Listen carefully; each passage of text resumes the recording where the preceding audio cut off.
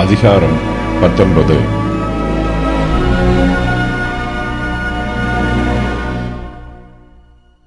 தாவீது அம்மோன் புத்திரர் மீதும் அவர்களுக்கு உதவியாக வந்த சீரியர் மீதும் யுத்தம் பண்ணுகிறார்.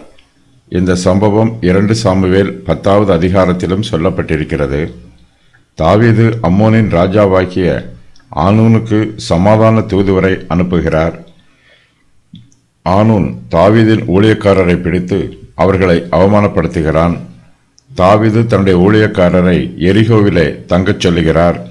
அம்மோன் புத்திரர் தாவீதுக்கு விரோதமாக யுத்தம் பண்ண தங்களை ஆயத்தம் பண்ணுகிறார்கள்.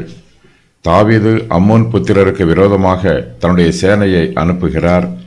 யோவாபும் அபிசாயும் தாவீதின் சேனைக்கு தளபதிகளாயிருக்கிறார்கள். தாவீதின் சேனை அம்மோன் புத்திரரையும் அவர்களுக்கு உதவியாக வந்த சீரியரையும் முறியடிக்கிறார்கள். சீரியர்கள் தாவீதுக்கு விரோதமாக மறுபடியும் யுத்தம் பண்ண வருகிறார்கள். இந்த யுத்தத்திலும் சீரியர்கள் முறியடிக்கப்படுகிறார்கள்.